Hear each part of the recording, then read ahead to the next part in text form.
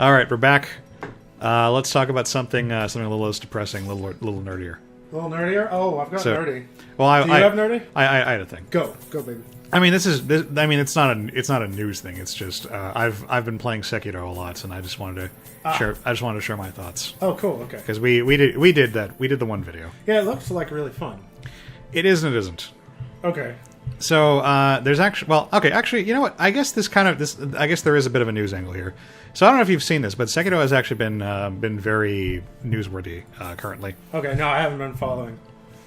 The short version is people think Sekiro is too hard, and that there should be an easy mode. Yeah. Oh, okay. I have heard that. Yeah, and I have heard that. I'm not in favor of that for reasons. I mean, I can get into those if need be, but. It is sort of related to I have issues with Sekiro, and it's sort of related to that. Right. So I don't believe Sekiro needs an easy mode, but I do believe that Sekiro is fundamentally flawed as a game. Okay. And that you can't fix that with an easy mode. I think that Sekiro has problems that should have been addressed at the design stage. Okay. So you just cannot fix those problems at this point. You'd have to redesign the whole game. All right. So here's what I've heard, because it's less than what you've heard, who's actually been playing. But I heard that the two big complaints I'm hearing are the whole pairing mechanic. Combat is sort of how do you put it? It's like in Dark Souls. Well, you were mentioning the last time we talked. So you were saying in Dark Souls, I was slower and it's more back and forth. But you piece of shit. I was actually going to talk about this. So why don't I talk a little bit about that? Okay. Well, here. Short version is people don't like the parrying. Right. And they're like, combat is really dependent on parrying and being kind of 1v1. So if you aggro more than one guy, you tend to have a bad time of it. I mean, that's a minor problem, but okay. Parrying itself, the parrying design is actually kind of problematic. Okay. So the big difference between one of the big differences between Dark Souls and Sekiro is that Dark Souls is Dark Souls allows a wide variety of ways to play the game. Right. Because there's lots of equipment and there's different classes and there's tons of different spells and weapons and all kinds of stuff like that. So there are a lot of ways that different players can approach the same problem. You have a lot of freedom in how you actually play the game, even though there's a certain skill cap you need to hit if you want to succeed. Right. Sekiro really wants you to play the game one specific way. Okay. And if you can't adapt to that, you're fucked. And if you adapt to that, but you're not on your game 24/7, you're also fucked. It's kind of like how games used to be. Kind of, but bad. All right, look, there's only one way to play Milon's Secret Castle. All right, and if you can't get on its level, then you need to go home. Well, it's more like if Milon's Secret Castle required every single enemy to be if you had to beat every single enemy by jumping on them in a very specific way. Right. And if you try to deviate from that at all, they would send you back to the beginning of the level. Yeah, okay. So in Dark Souls, Dark Souls is about stepping back and watching your opponent and learning how they work and weaving your way around their attacks and then counterattacking when you see an opportune moment. Yeah. Aha, found the secret. Oh. Sekiro, it turns out, as you find... Oh, I got a head. Hey, this guy's still alive, actually. He's actually on my roster. Wait, what? Dismas is the highwayman that you start the game with. Oh, snap. So, naturally, when I'm done here, I'm going to give him his own head as as equipment. Excellent. But, so Sekiro is all about the parrying... And more than that, Sekiro is all about pure, unfettered offense. I heard that. Yeah, I think I gave you this spiel last week, but yeah, basically, Sekiro, you don't sit back and watch the enemy. You have to get the fuck in there and start smacking them with your sword as often as you possibly can. But that's after stealth fails. That's if you get caught. Well, okay, let me I guess I should clarify a bit more that I think Sekiro is astoundingly fun outside of boss fights. Okay. The stealth is fun. You know, the regular fights are generally fun because they're short and violent and exciting. Okay. The problem is that once you get into a boss, then all the really big problems with the combat system, you know, are that's when they come to light. Well, you just have to be the parry guy, right? When you actually fight. That's a gross oversimplification of the issue. Okay. So, the way a boss fight works in Sekiro is you need to get in there and you need to start smacking them as fast as you can with your sword. Okay. The only time you stop smacking them with your sword is when they're about to attack you, and you've got to parry them. If you fuck up the parry, then you're probably going to lose the fight. Okay. All right. It is extremely unforgiving. Right. You have a very small health bar, and you can carry you carry a very small amount of healing items. Okay. Into battle. So you cannot afford to screw up like at all in Sekiro. Okay. And ultimately, that's one of the big problems with the game. That it's basically a rhythm game. All right. And that wouldn't be so bad in its own, but Dark Souls allows you a lot more time to learn from your mistakes, whereas in Sekiro, making a mistake is going to end the fight for you pretty much. You can maybe recover like 2 times, maybe 3 times, like total in a boss fight, and then you're just done. Like you're just going to have to restart the battle, and hopefully by like the 5th time you've restarted the whole battle, you know, you've learned when to parry and whatnot. Right. And I mean, okay, and I had this sort of discussion about difficulty modes in general, but is the issue that... The issue is that it's not fun. Well, I was going to say, is the issue that... Yeah, it's not fun, that's the most important one, right? But do you get the sense that... this is not how From Software wanted it? Like, is this what From Software wanted? This is absolutely what they wanted. Okay. The whole game is built around the parry mechanic. So they wanted this to be a really hard, unforgiving, like for hardcore. They wanted it to be about sword fighting. They wanted you to get in. They wanted you to get in there and, you know, really mix it up and have really like crunchy, violent combat. Okay. And like I said, it works when you're outside of a boss fight. Right. Inside of a boss fight, not so much, because if you fuck up to like a random fight, you're like, well, shit, okay, whatever, like I'll get them next time. Yeah. But the boss fights are so long that you have to not only be like right on top of your game, but you have to stay there for a very long period of time, and it's just not. It's not like the fucking. It's like Sans and Undertale. Kind of, yeah. Like eventually, and actually, that's also kind of an issue that eventually you're going to get it. Yeah, is the thing. Like I was stuck on this boss. She's like the first like big boss, I think, Lady Butterfly. Okay. And that's the fight where like just get rid of the 25 gold. But it can be turned into more gold. But isn't those 2 papers worth more than 25? I mean, you can't actually sell these for money. Oh. But, I mean, you don't need 25 gold. You'd rather have the papers, right? But I'm going to find more gold is the thing. Oh. And then I'm going to have to do this all over again. Oh, shit. Fuck it, I'll just throw away the flask. I like... Oh, this is a big-ass dungeon. That's a medium. Oh, okay. Yeah. Medium verging on small. Oh, okay. So... yeah. So, I mean, that's the thing that, like... Because the boss fights are so long, and because you have to be so on your game, and because it takes very little mistakes just to completely end that run. Yeah. Like it's just. It's more stressful than fun. I guess the issue is that Sekiro does not allow you. It doesn't give you opportunities to really learn from your mistakes. Yeah. You know. In Dark Souls, you know, I come into a boss fresh, and I go, all right. I'm going to try and swing through his attack and, you know, hit him with my sword.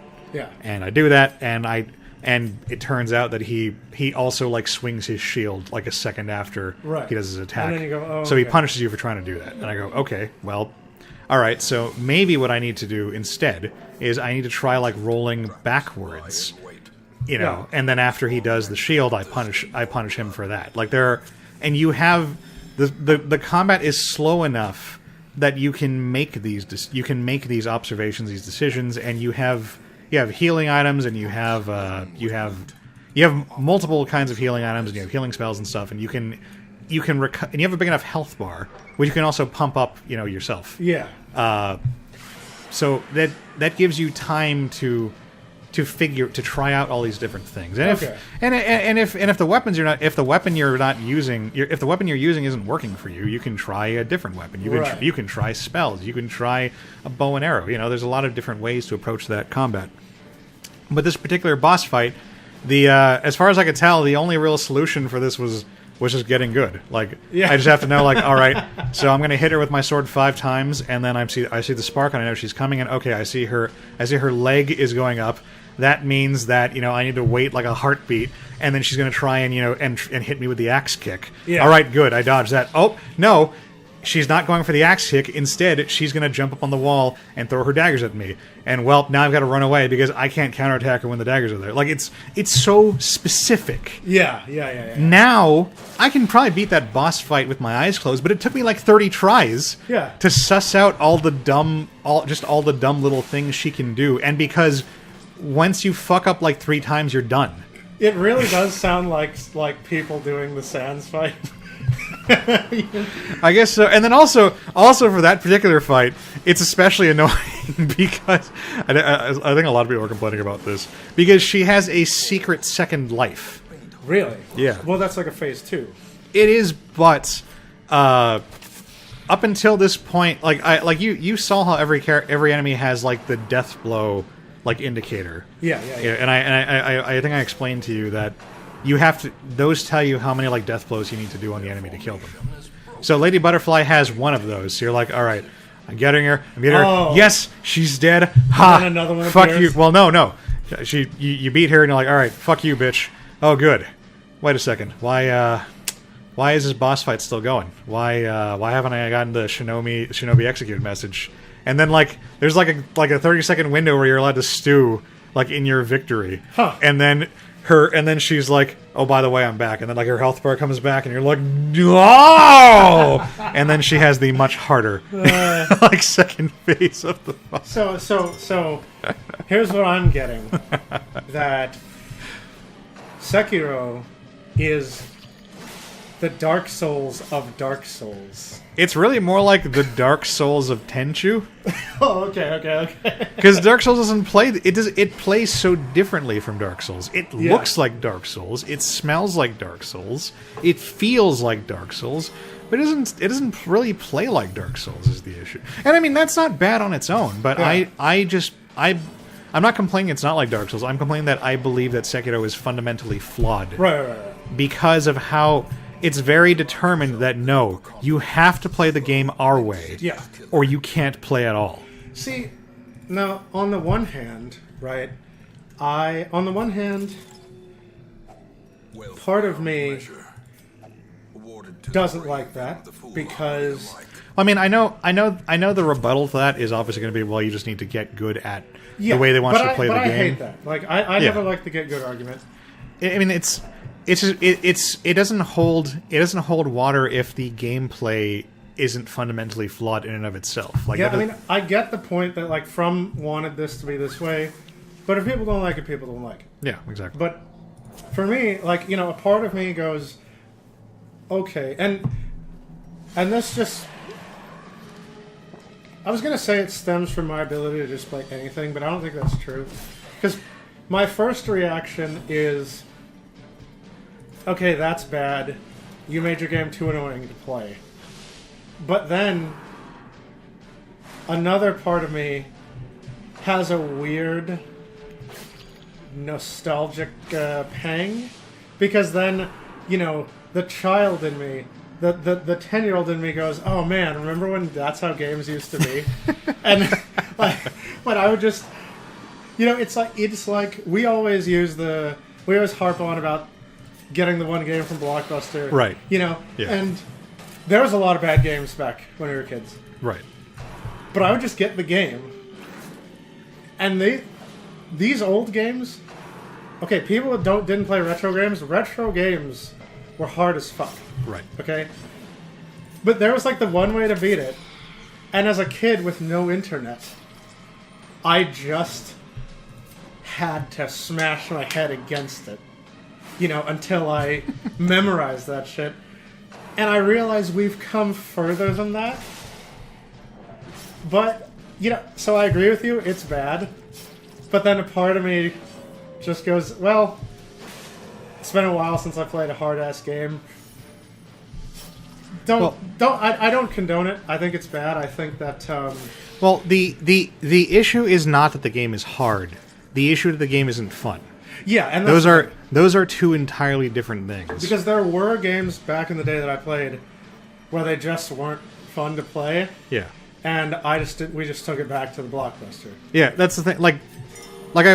We played Comic Zone last week, and I was telling you how I've never gotten past level 2 of Comic Zone. That's a hard ass game. Comic Zone is fucking hard, and it is fun to a degree, but I told you, I got that game, I brought it home, I played it for a bit, and I went, all right, fuck this game, and I put it aside, and I just never touched it again. Yeah.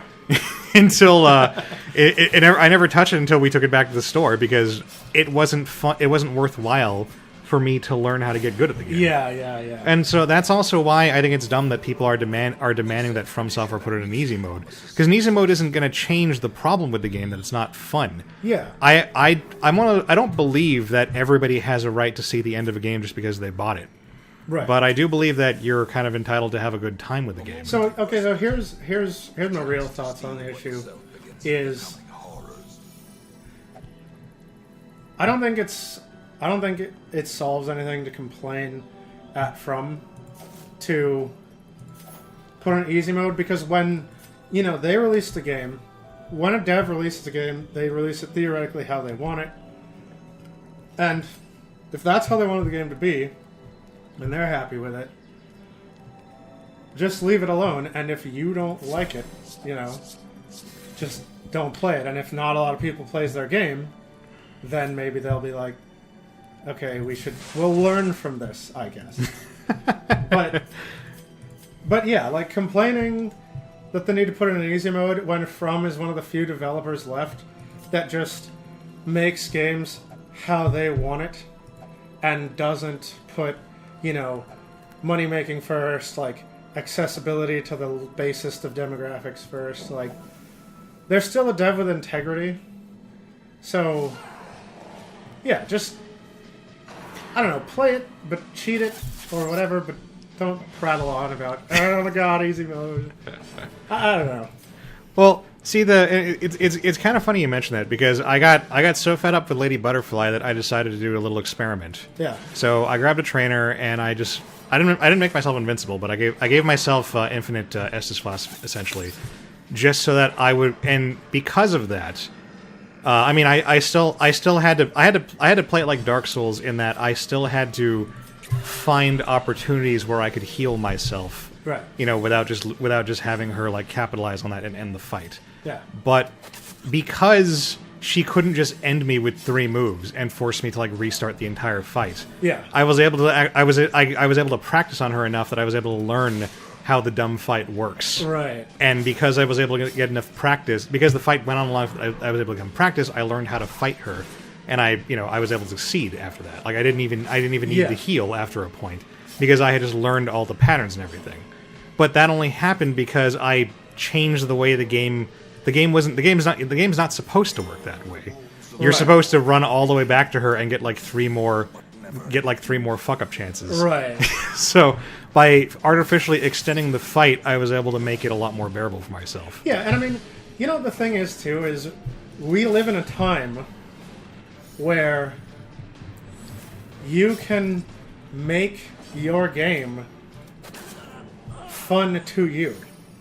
You can get a trainer, you can get Wiimod or Cheat Happens or whatever. Mm-hmm. And the thing is, games are supposed to be fun for you. So if you get a game and it's not fun, but you can make it fun, go for it, and then you'll have fun with your Sekiro. But the thing, it's still worth talking about that a dev shouldn't need to do that. But that's not fixing the problem. The problem is that they made a bad game. Yeah. And you're not going to fix. It's me. You can get closer because you can go. Okay, now I can learn. Me fixing the game for myself doesn't change the fact that From Software made a bad game. Yeah. And it doesn't change the fact that people who like people who bought it like on consoles can't do that, Right. you know. And really, like, even though I have the like, I mean, if I just wanted to hit the end of the game, like, I could just turn on invincibility mode. Right. I think there's a trainer going around that just has like a straight up like one hit kill thing, like you just murder everything you look at. Oh, okay. So I could just do that and see the end of the game, but that's also not fun. Like, I mean, it is disappointing that. like I want to have fun when I play a game. Yeah, it's disappointing that From didn't come through with the game you wanted. The game that I wanted, the game that I paid $60 for. Yeah, but That's the thing. Like, I don't care so much if I buy like a $20 indie game and it doesn't meet my expectations, you know, whatever. But these guys are a tried and true developer, yeah, and they made a bad game, like ipso facto. right. And so yeah, I mean, I'd really have to. Maybe I should like try playing it so I can properly weigh in. I've just been reading all of the like people crying for the easy mode stuff. Yeah, and that's dumb because like I said, like, yeah, the easy mode doesn't change anything. If you can't grasp the whole parrying, you know, dynamic, Right. like even if you get like two, like, you know, even if you can take like two more hits before you go down, you're still not going to get through the game.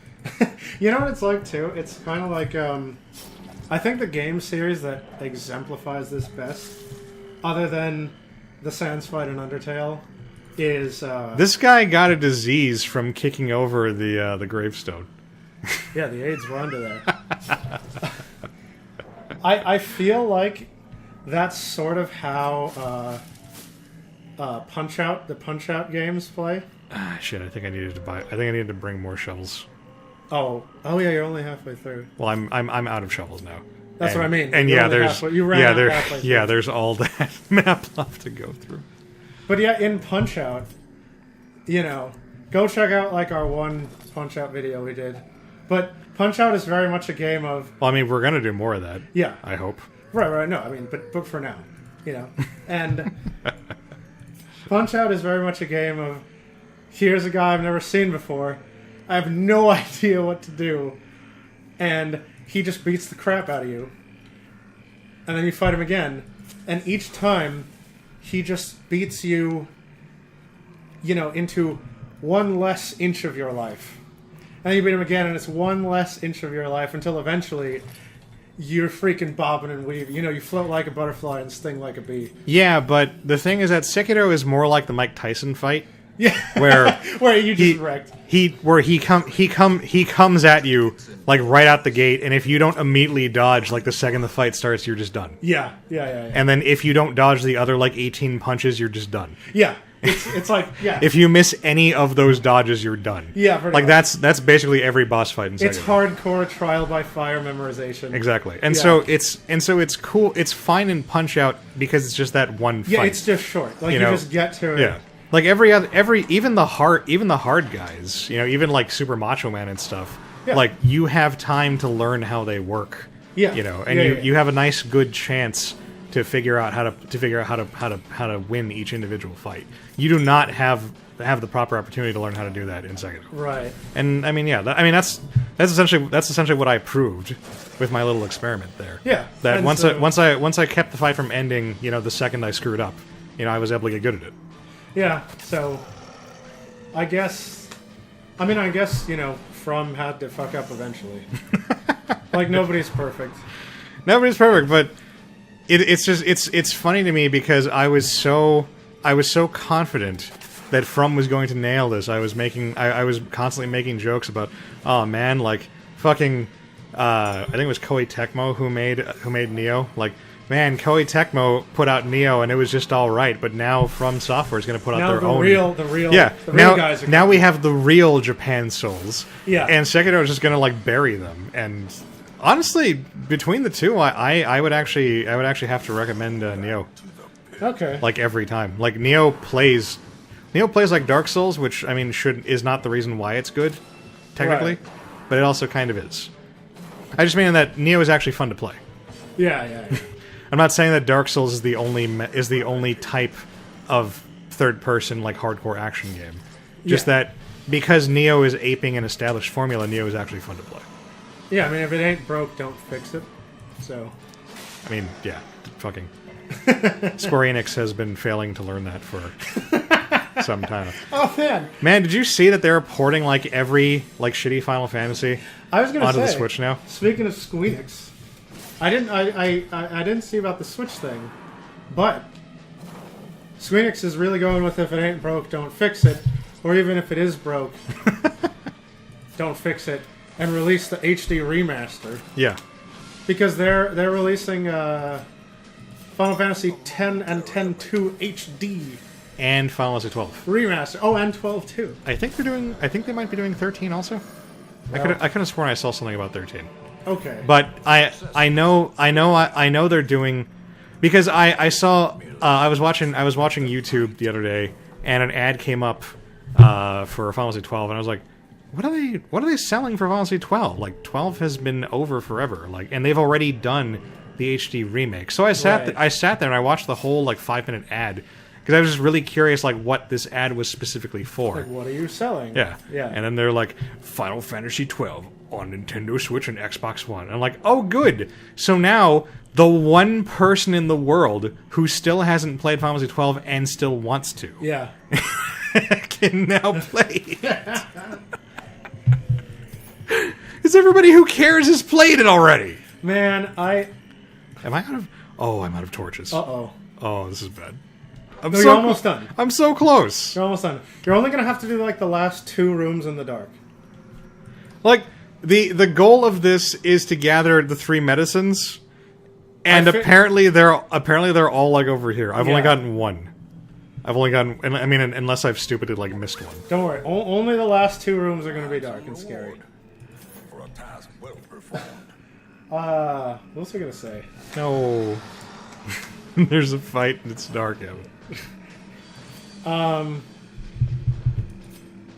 forgot what I was just about to mention. We were saying, oh yeah, Final Fantasy X-2, all those guys. Yeah, no, I was gonna say that 12.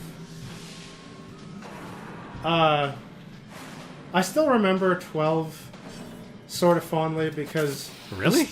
No, I was gonna say because the story was a little out there, but I did actually like the gameplay of the combat. I did not. Because I liked the illusion of it being real-time. This is before I played actual, just real-time RPGs. Mm-hmm. But at the time when I first played it, I was like, oh, wow. You know, I get to move... Because it reminded me of Quest 64, I think. Where you move... Get the fuck out of my house. Where you move... But then leave right now. It's like you position and then you cast the spells. It's like that half. It's like half real time. We do not talk about Quest 64 on this channel unless we're lambasting it. Quest 64 is fucking garbage, and you will respect that. And it took me by disrespecting it. It took me a long time to beat Quest 64, right? But yeah, so I kind of liked the whole combat and my little range circles and everything. No. I need to address this. Okay. Fucking Quest 64 is the easiest fucking game to get lost in. Yeah, it is. No. You're correct. You're correct. And I keep having PTSD flashbacks to this one time. To this one point in the game, right? Where at this point in the game, you just basically you're going through a cave network. Yes. Yeah. I think you're talking about the same thing I was going to bring up. It's just this labyrinthine cave network, and whenever you exit a battle, you face in like a random direction. Well, you're facing whatever direction you were facing at in the battle. Yeah, in battle. But because these are just like all very identical, like thin worm tunnels with no defining features. Yes.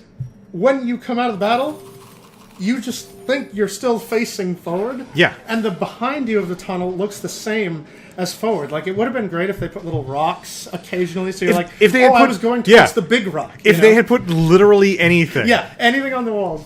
But because there's absolutely nothing. Sometimes I'd be like, okay, I do a battle, keep going, do a battle, keep going. And then an hour later, I would come out of the beginning of the cave. Yeah. And I was like, fuck. I'm pretty sure that that this happened to me at the exact same thing at the exact same place you're talking about because I mean the whole game is like this. You know, the environments have like nothing in them, but yeah, there's this one particular like cave I was in, and I played this game for like a day before I finally gave up, and like every single time I tried to make it through that cave, that would happen. You to just me. get turned around. I'd get turned around, and I'd end up going back to the entrance. One time I went so far that I actually went all the way back to the town before I realized this is the same fucking town. And you would think statistically I would accidentally pick the right way. Yeah. I would just roll the number of 20s I needed to. No, because the problem is you encountered multiple random battles. Yeah. And every random battle was an opportunity for you to get flipped around. And the encounter rate is fucking high. Yeah. So even... And then I think once you got all the way in and you fought the boss, then you had to walk out of the cave again, if I remember. It depended, because every town gave you the free pair of wings you could use to teleport back to town. Oh, okay. So if the point of the dungeon was, you know, like kill the boss, go back to town, take the other direction, you're fine. Yeah. But if the point was to get through the cave and then keep going, you just had to keep going. Oh man, yeah, dude, I did get like mad lost in Quest 64 a lot. But, that's the game is thoroughly mediocre in like every way, but that's my berserk button. Yeah. Like that's what gives me the PTSD when I remember the fucking cave and how I could never progress. Yeah. Because I could not find out. I couldn't stop getting turned around. And the thing I only just recently found this out. Yeah. Apparently there's a button you can hit that reorients the camera to whatever direction it was facing before battle. Yep. But I didn't know that! I know. Once I discovered that, that's when I got through the cave. I literally just found that out! I was watching this guy on YouTube who was doing like retro RPG reviews, and he was doing one about Quest 64, and I was like, oh man, I hate that game. This is going to be awesome. And he's talking about, and he actually had a lot of good things to say about it. Right. Like he actually didn't hate it all that much. But he mentioned that part, and I was like, what the fuck? Yeah. No fucking way! Why am I only finding this out like 20 years later? I was so angry. Yeah. No, It was the worst. I was like ready to cry. Yeah. Like, oh my god. No, like that game. And you know what, too? Like, okay, the two things that revolutionized Quest for me, and it finally allowed me to beat the fucking thing, was one, you can flip your camera to pre-battle, and two, I figured out that you have to level up the water magic first. Oh, thank God. Oh. This is the last one I need. Excellent. Look how dead I am. I was having expected to be like, psych, this is the real bag and all. Yeah. Oh, good. That was a real close one. So look, okay, the takeaway is, if you're going to play Quest 64, there's a button to reorient your camera to pre-battle, and just level up the water magic first. Because you cannot beat that game without healing magic.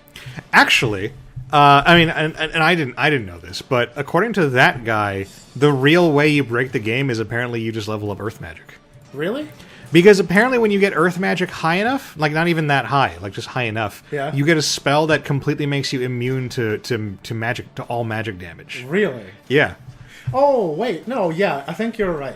So he was saying that because I had to use that on the last boss. Yeah, he was saying that he leveled up water for the heal spells and Earth for that particular spell. Yeah, and also because the basic Earth like damage spells are pretty good. Yeah.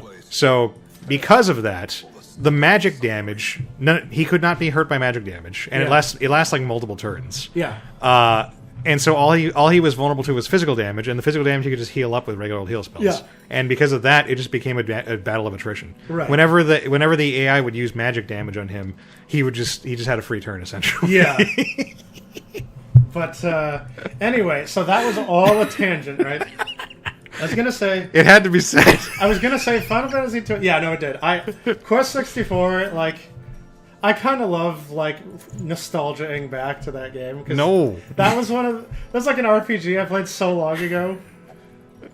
No, I have fond memories. No, And it's bad, and you're bad. I hate you. No. So it was like I was like, oh man, this is like that old thing, Quest 64. But also, I don't know if any other Final Fantasy yet has done this. But Final Fantasy 12 is the only one I can think of that had that one busted ass talent where it reversed the effects of any items you used. Like in one of the license boards, right? Here's how you break Final Fantasy 12. Right. Legit. Like, you're the master. And the commander, if you do this. There's the license boards had, like, different types. One was, like, magic. One was fighting, I guess. Different categories of stuff. Yeah. There was a whole talent tree devoted to item use. And so you're going to find talents like potions heal more, or fucking, whatever. You get it. Like buff item use. Right. But the final talent in that license board was the effects of all items you use are reversed. Okay, so you use like an elixir and it just random kills you. Yeah, an elixir kills you.